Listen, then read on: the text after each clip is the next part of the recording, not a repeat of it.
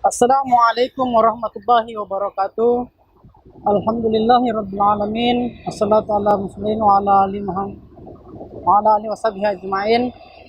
Puji syukur kepada Allah Subhanahu wa taala atas limpahan nikmat dan karunia-Nya kepada kita semua sehingga kita dapat dipertemukan kembali dalam kegiatan pelatihan dan pembinaan mahasiswa calon lulusan Universitas Muhammadiyah Kalimantan Timur tahun 2020 kali ini.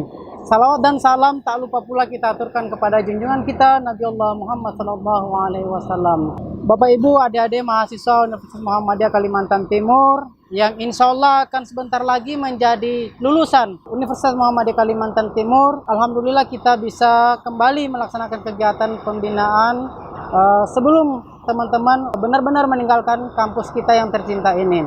Insya Allah pada kesempatan hari ini kita kembali masuk dalam kegiatan belajar tentang ibadah sesuai dengan putusan Tarjih Muhammadiyah yang insya Allah hari ini kita dibersamai oleh Ustadz kita, guru kita Ustadz Arif Sarifuddin MA yang insya Allah akan menyampaikan materi kepada kita. Ustadz, apa kabar? Assalamualaikum warahmatullahi wabarakatuh. Waalaikumsalam warahmatullahi wabarakatuh. Alhamdulillah, adik-adik semuanya, mari sama-sama kita mengawali pertemuan kita hari ini dengan membaca basmalah. Bismillahirrahmanirrahim. Kemudian ini insya Allah kita akan membahas tentang seputar konsep peribadatan dan penentuan tata cara dalam manhaj Muhammadiyah khususnya ya. Yang hari ini Ustadz kita akan membahas tentang perspektif himpunan Tarjih Muhammadiyah dalam beberapa konsep peribadatan, yaitu berupa ibadah mahdoh yang tentang kaifiat dan tata cara Muhammadiyah dalam implementasi keseharian agar supaya mahasiswa kita kelak dapat menjelaskan kepada masyarakat tentang kok Muhammadiyah agak berbeda dalam pengamalannya. Muhammadiyah dalam pengamalannya itu agak berbeda dengan teman-teman yang lain. Nah, itu mungkin saya rasa Ustadz bisa disampaikan tentang dasar-dasar apa itu mungkin pengertian dari tarjih tersebut Ustadz, supaya mahasiswa tahu. Pada Ustadz kita persilakan. Bismillahirrahmanirrahim. Alhamdulillah. Wassalatu wassalamu ala Rasulillah wa ala alihi wa sahbihi wa mawala, amma ba'du. Allahumma salli wa sallim ala nabiyyina Muhammad wa ala alihi wa sahbihi ajma'in wa man tabi'ahum bi ihsanin ila yaumiddin. Salaman tasliman katsira.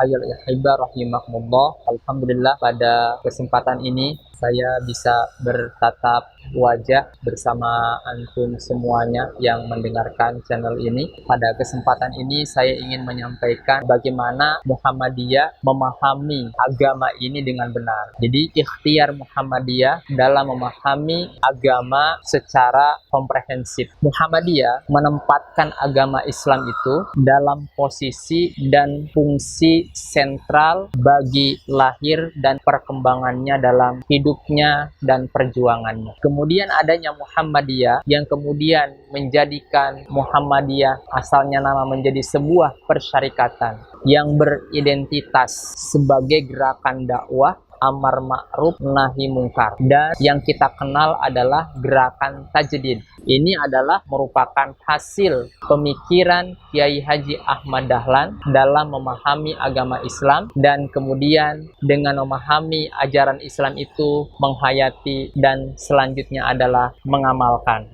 Bagaimana Kiai Haji Ahmad Dahlan ketika membaca salah satu surat, misalkan surah Al-Ma'un, karena yang dinamakan seorang muslim ketika Nabi Ibrahim alaihissalam berdoa kepada Allah Subhanahu wa taala di dalam Quran surah Asy-Syu'ara ayat 84, Rabbi habli hukman wa alhiqni bis-sholihin. Ya Allah, ya Tuhan kami, berikanlah kami ilmu pengetahuan dan dekatkanlah kami bersama orang-orang yang soleh. Hukman di sini adalah ilmu. Setiap orang memiliki ilmu, kefahaman, tapi tidak juga setiap orang diberikan hukman atau hikmah. Hikmah ini adalah, kalau dalam bahasa Arab adalah tali yang mengikat kuda. Jadi kepala kuda diikatkan, itu namanya hikmah. Nah, ketika orang yang berilmu kemudian dia mempunyai hikmah, maka perkataannya, perbuatannya selalu teratur atas kehendak Allah Subhanahu wa taala. Jadi hikmah di sini adalah kekuasaan kemahabesaran Allah terhadap ilmu yang diberikan kepada manusia, sehingga manusia dengan ilmunya tertata dan teramalkan dalam peribadatan, dalam aplikasi kehidupannya sehari-hari. Nah, ini yang disebut dengan hikmah. Nah, Kiai Haji Ahmad Dahlan mendirikan Persyarikatan Muhammadiyah adalah bagaimana kaum muslimin yang ada di Indonesia pada khususnya memahami Islam bukan pada konteks saja, bukan kepada tekstual saja, tapi juga Kiai Ahmad Dahlan pada waktu itu memahami Islam bukan sekedar tekstual, tapi juga bagaimana kontekstual di lapangannya. Sehingga para muridnya mengatakan, kenapa wahai Kiai kita mempelajari Al-Ma'un saja? Bukankah banyak ayat-ayat yang lain? Ya, jawabannya sangat sederhana, Al-Ma'un saja belum kita amalkan, apalagi yang lain. Nah, ini konsep sederhana secara kontekstual. Kemudian di dalam rumusan faham Muhammadiyah terkait dengan agama ini, kita kenal agama itu masyara'ahullahu min lisani anbiya'ihi. Jadi agama ini adalah syariat, ketentuan yang Allah berikan kepada lisan para nabi, minal awamiri wan nawahi, dari perintah dan juga larangan, lisolahil ibad, untuk kemaslahatan, untuk kebaikan hamba-hambanya, duniyahum wa ukhrahum, dunianya dan akhiratnya. Jadi agama ini diturunkan oleh Allah, disyariatkan oleh Allah untuk kebaikan manusia, untuk kebaikan hambanya. Bukan berarti agama ini sebagai momok, sebagai bahaya pada tatanan masyarakat yang ada di Indonesia. Maka Kiai Ahmad Dahlan, bagaimana konsep-konsep keislaman itu bisa diterima bukan hanya tekstual tapi juga kontekstual di lapangan. Nah, ini yang pertama. Kemudian agama Islam dalam arti yang sangat sempit, ya.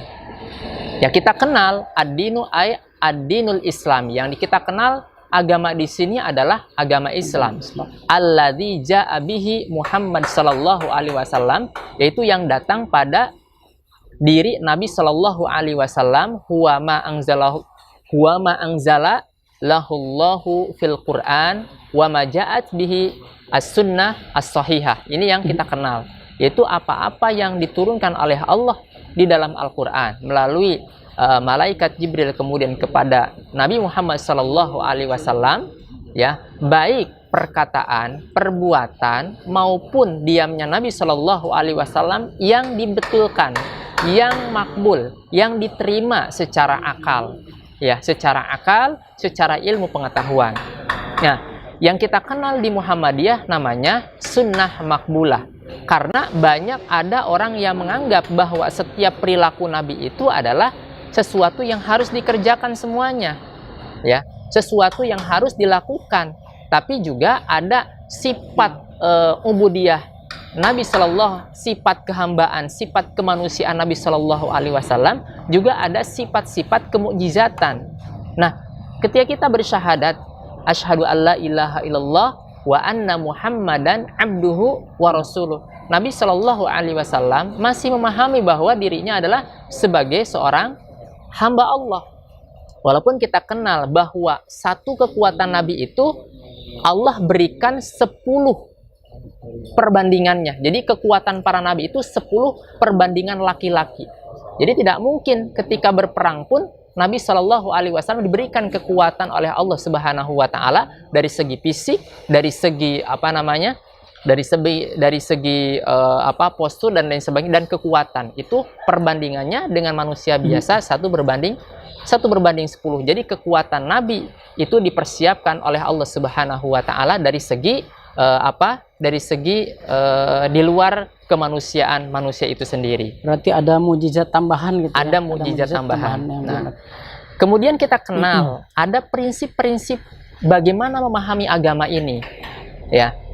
Kita tidak berbicara tentang kok berbeda dengan ini, kok berbeda, ya, antara madhab ini dengan madhab ini berbeda. Nah, kita akan mengenal bagaimana konsep prinsip-prinsip di dalam memahami agama ini. Yang pertama adalah dasar agama Islam adalah hubungannya akal dan wahyu. Manusia diberikan akal, tapi dengan akalnya itu jangan sampai buta, karena manusia itu diberikan oleh Allah panduan, ya. Kita bisa mengenal, kita bisa paham karena ada panduan. Kita bisa membaca karena kita diajari. Kita bisa mengenal dunia lain atau negara lain karena kita bisa membaca. Transfer ilmu, transformasi ilmu. Kemudian kalau kita ingin beribadah kepada Allah Subhanahu wa taala, maka kita kenal yang namanya wahyu, ya, yaitu wahyu yang diturunkan oleh Allah Subhanahu wa taala untuk kemaslahatan manusia. Ya, dalam naskah atau matan keyakinan dan cita-cita hidup Muhammadiyah ditegaskan bahwa dasar agama Islam ialah Al-Qur'an. Satu, harus prinsipnya kita yang paling utama kalau ada sesuatu maka kembalilah kepada Al-Qur'an. yakni kitab Allah yang diwahyukan kepada Nabi Muhammad SAW. Kemudian as-sunnah, ya, as-sunnah ini penjelasan. Penjelasan siapa? Penjelasan dan pelaksanaan ajaran Al-Quran oleh Nabi SAW, ya, melalui baik melalui lisannya, melalui perbuatannya, ataupun melalui pembiaran Rasul. Ya, berarti pembiaran ada Rasul. hal-hal yang dilakukan secara langsung, Ya, ada yang diamalkan, ada yang diamalkan, ada yang memang diucapkan, dan ada Ya. yang tidak, yang tidak diucapkan, tapi itu menjadi salah satu menjadi sumber hukum. salah satu sumber hukum. Oh, yes. Ya, menjadi salah satu sumber hukum. Ustaz. Baik. Nah, Berarti ini Ustaz, dari pemahaman kita tadi tentang bagaimana cara memahami Islam, ada dasar-dasar untuk memahami Islam itu seperti dikatakan di Ahmad Dahlan bahwa memahami Islam itu tidak boleh hanya secara tekstual, ya, baik. tetapi harus kontekstual, sehingga ada salah satu pedoman yang berdasarkan ilmu pengetahuan di antara integrasi dan agama di sini. Nah, menarik. Di Muhammadiyah juga kan ada yang disebut tarji, Ustaz. Ya. Nah, tarji itu kan kita Muhammadiyah tidak mendeklarasikan diri bahwa kita sebagai ormas yang memiliki salah satu manhaj atau terikat dari manhaj. Nah, tarji ini posisinya dan pengertiannya di mana nih di dalam perserikatan ini, Ustaz? Ya. Jadi kalau bahasanya tarjih itu adalah, ya, tarjih itu adalah menguatkan, ya, menguatkan. Misalkan begini, ketika dalam sebuah kasus hukum, ya, kemudian yang satu mengatakan iya, mengatakan tidak. Contohnya misalkan tentang kunut. Ya, misalnya. Ya, Ini ada ya. perbedaan ini di masyarakat Nah, ini, Ustaz. Muhammadiyah berbicara tentang kunut. Iya, misalnya. Bagaimana kita kenal kunut itu ada di zaman Nabi? Ya, prinsipnya kunut itu ada di zaman Nabi. Pada dasarnya, mohon maaf, pada dasarnya tidak salah, ya. Tidak salah. Oke, siap. Oke, situ ya. Kemudian yang kita kenal itu adalah ada namanya madhab Maliki. Iya, benar. Ya, Imam Malik itu adalah dzurriyyah daripada Anas bin Anas Malik. bin Malik. Oh, Ya. berarti Begitu ya. keturunannya ini, Ustaz, ya? Keturunannya. Dan Anas bin Malik itu disebutkan dalam sejarah adalah khadim Rasulullah SAW. Jadi kedekatannya anak kepada Rasul. Jadi ketika ibunya, ya, ibunya menghibahkan anaknya Anas kepada Rasul untuk jadi khidmah melayani Rasul itu di usianya masih belum balik. Masih belia, ya, Ustaz, Masih ya? belia. Masih belia, Masya Allah. Jadi transfer ilmunya Rasulullah kepada Anas juga banyak. Nah, anaknya yaitu Malik bin Anas. Oh, berarti Imam Malik ini merupakan putra dari Anas bin Malik. Masya Allah. Anaknya jadi namanya jadi Malik bin Malik Anas. bin Anas, ya. Dan sahabat Nabi Shallallahu Alaihi Wasallam yang paling terakhir meninggal itu adalah Anas bin Malik. Karena mungkin usia dari iya, Anas bin Malik. Anas bin Malik, ya. Iya, usianya 110. 100, Masya Allah, Ya, luar biasa. katanya 110. Nah, anaknya Anas bin Malik itu adalah Malik. Dan Malik bin Anas hidupnya pada waktu itu di Madinah. Iya. Jadi kebiasaan orang Madinah itu seperti itu. Maka bagaimana Malik bin Anas terkait dengan terkait dengan hukum kunut kunut. tadi, Ustaz. Ya, hukum kunut. Kata Anas bin Malik bahwa kunut itu masyru', dijaharkan. Oh, kunut itu Ya. masyru', ya, dijaharkan. Ya, dijaharkan. Seperti yang diamalkan oleh Ya. masyarakat kita Ya, hari ini. artinya Oh, seperti itu. Kemudian siapakah murid Malik bin Anas ini? Imam Asy-Syafi'i. ya, benar, Imam Malik, kemudian Imam Syafi'i sama-sama memiliki mazhab, ya, yang Betul. sekarang kita kenal sekarang. Nah, Makanya kalau kita ingin mengenal Imam Asy-Syafi'i, madhab Imam Syafi'i, karena gurunya adalah Malik bin Anas, itu melihat Imam Syafi'i itu. Nah, kita kenal bahwa Imam Syafi'i itu ya kunut subuhnya jahar. Jahar. Ya, Ini Imam Asy-Syafi'i. Imam Asy-Syafi'i. Imam Syafi'i itu kunutnya jahar dan tersebar di mana? Di Mesir, di Jazirah Arab. Ini awal-awal Ya, munculnya kebiasaan ini ya.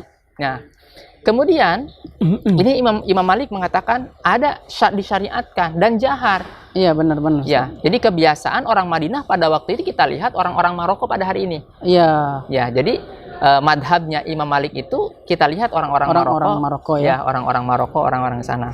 Nah, kalau ingin melihat madhabnya Imam Syafi'i, maka kita kenal namanya Mesir. Ya, makanya orang Indonesia bisa bermadhab kepada Syafi'i karena banyak orang-orang Mesir kemudian mendakwahkan madhabnya Imam Syafi'i di Indonesia.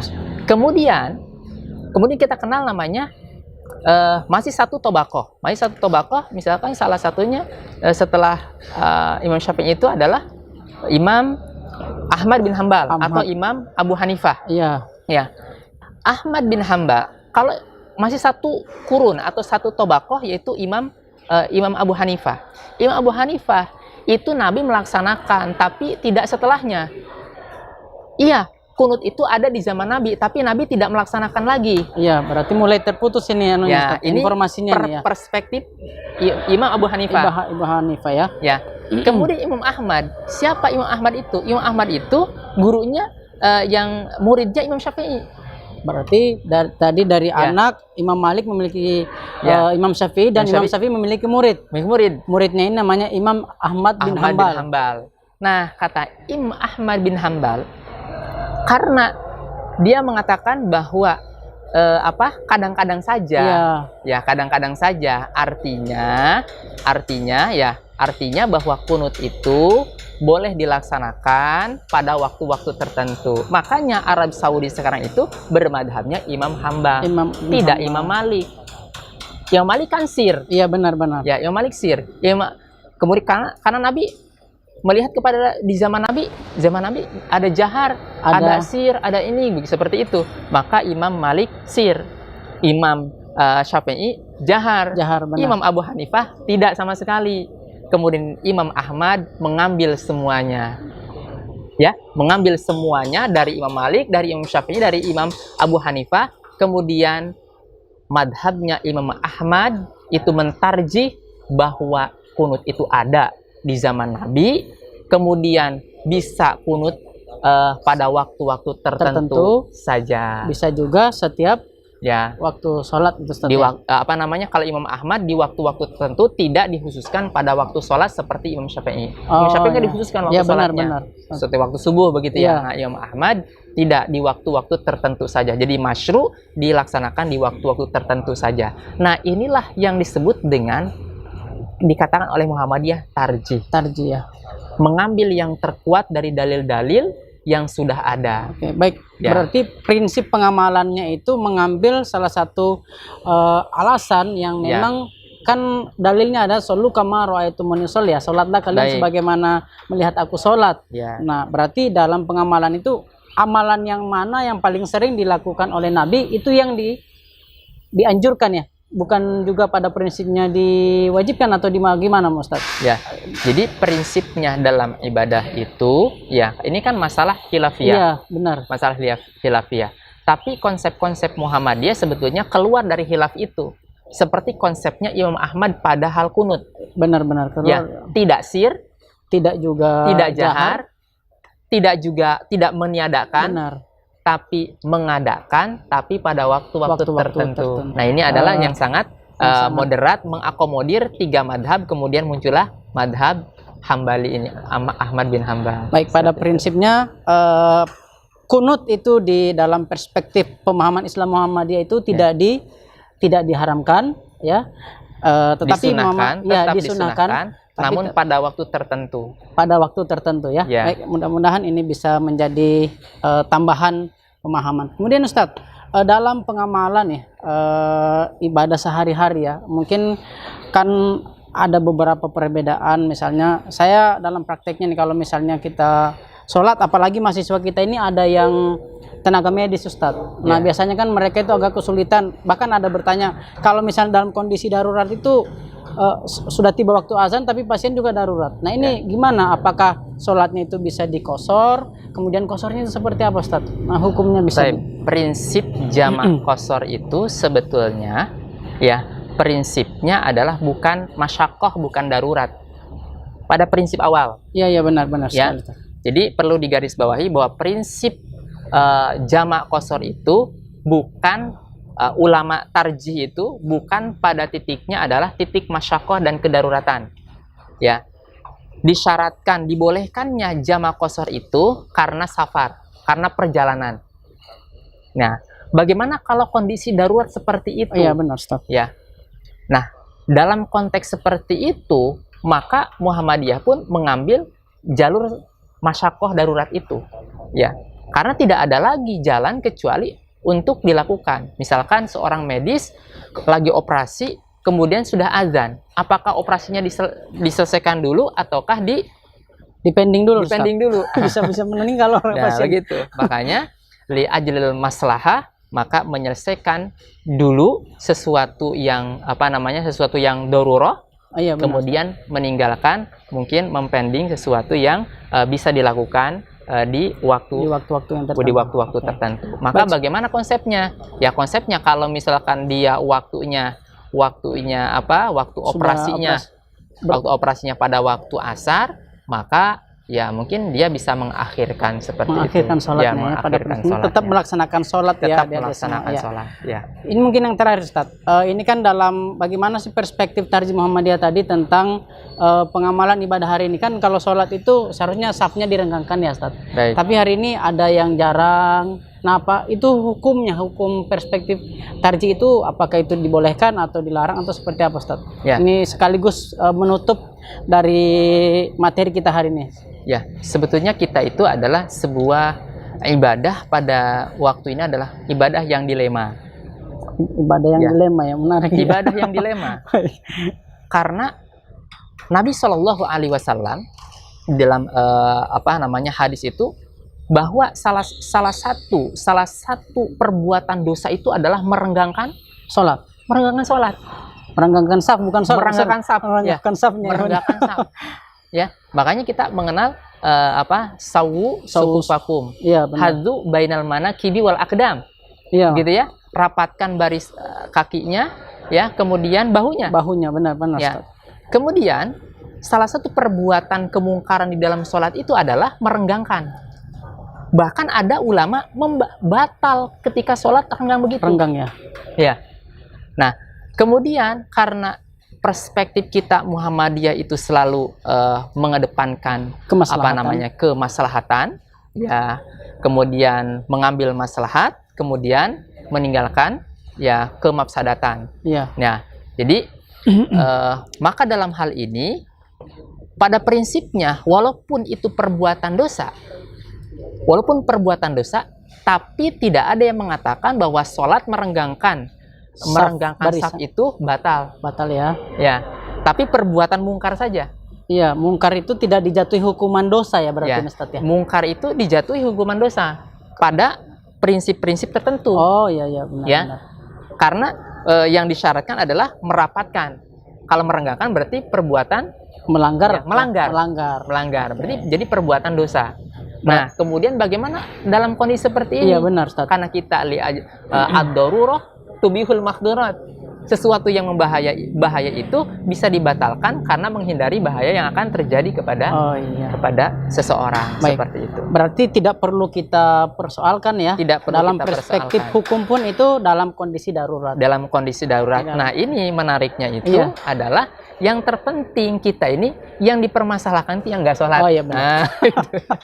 Berarti tetap pada prinsipnya adik-adik semuanya dalam kondisi apapun, sesibuk apapun, dalam kondisi sakit, sibuk dan lain-lain, tetap harus menjaga sholat. Mungkin Ustaz sebagai closing statement kita kepada adik, pesan dan dari materi kita tentang pemahaman Islam dan terjadi perbedaan itu supaya tidak menjadi konflik yang mengakibatkan kita menyalahkan orang lain, Ustaz. Bisa disampaikan kepada adik-adik kita ini. Terakhir, jadi closing dari materi pada kesempatan ini adalah, jadi tarjih dalam Muhammadiyah itu sendiri adalah konsep ilmu, metode memahami agama. Jadi dalam usul fikih sudah dibahas tentang tarjih. Itu melakukan penilaian terhadap dalil-dalil syar'i. Jadi kalau antum sekarang paham terhadap agama, jangan mengatakan saya lebih paham. Iya, benar. Jadi seperti orang naik puncak gunung kemudian melihat orang lain itu kecil semuanya. Semua ya, dan menyalahkan lagi. Menyalahkan. Oh itu kecil semuanya, sombong. Benar. Nah, setelah kita belajar ilmu, maka seharusnya kita semakin tawadu, semakin tidak banyak menyalahkan orang. Iya, benar sekali. Dan ini penting. Ya, jadi kata yang di atas gunung itu kecil, di bawah kata yang di bawah kamu juga kecil di atas. Akhirnya saling menyalahkan. Ya, saling menyalahkan. Oleh karenanya jembatan ilmu yang doa Nabi Ibrahim itu adalah Robbi habli hukman. Robbi habli hukman. Ya, Robbi habli hukman. Ini hukman ini seperti itu. Tidak kalau di atas gunung tidak mengatakan orang lain kecil di bawah, yang di bawah pun tidak mengatakan kecil yang di atas. Karena itu adalah bagian daripada ternyata tidak bisa memandang bahwa yang di atas itu adalah lebih kecil daripada yang di bawah. Nah, ini prinsip ilmu. Jadi tarjih itu adalah ya penilaian terhadap hukum atau kaidah-kaidah syar'i. Misalkan di dalam Al-Qur'an, aqimus shalah, bagaimana salat? Iya, benar. Sallu kama ra'aitumuni usolli. Bagaimana salatnya? Maka seperti ini salatnya. Contohnya lagi misalkan begini. Di zaman Nabi pernah sahabat melihat Nabi Shallallahu alaihi wasallam sujudnya itu dengan lutut dulu. Benar. Ya kan? Dengan lutut dulu. Iya. Ada sahabat yang melihat Nabi Shallallahu alaihi wasallam dengan tangan duluan. Ya. Ini yang salah itu apa? Yang enggak sholat juga. Yang salah itu yang kepala dulu. Kepala duluan dijungkir. Yang kepala dulu. Nah, ya, itu. Nah, ini. Berarti dalam konteks-konteks seperti itu mana yang lebih kuat? Ya, kalau dia misalkan dengkulnya sudah enggak kuat, ya mungkin bisa dibantu dengan tangan. Jangan seperti itu. Tapi kalau kuat kita bisa dengan lutut dulu. Ya, kalau dua-duanya. Nah, ini hal-hal yang demikian itu sebetulnya tidak memberikan solusi apapun. Yang terpenting bagi kita sebagai seorang muslim yang memahami konteks agama ini, tidak menyalahkan orang yang pakai lutut dulu atau yang pakai tangan dulu. Ya, yang salah itu yang kepala dulu. Ya, benar. Baik Ustadz, mohon maaf ini Ustadz. Menarik sebenarnya materi kita ini, tapi waktu kita terbatas sehingga mungkin tadi beberapa poin yang dipahami. Satu adalah memahami Islam itu tidak hanya secara tekstual dan mudah menyalahkan orang lain, tetapi memahami Islam juga harus perlu dengan secara kontekstual dan secara berdasarkan ilmu dan dalil-dalil yang qat'i. Mungkin Ustaz, terima kasih Ustaz ya sebelumnya. Nanti insya Allah kita lanjutkan di pertemuan yang selanjutnya. Terima kasih atas berkenan hari ini. Adik-adik mahasiswa yang insya Allah akan menjadi alumni kita, mudah-mudahan pembahasan kita tentang konsep pemahaman Islam dalam perspektif Muhammadiyah ini bisa menjadi tambahan pemahaman kita supaya kita tidak mudah menyalahkan orang lain.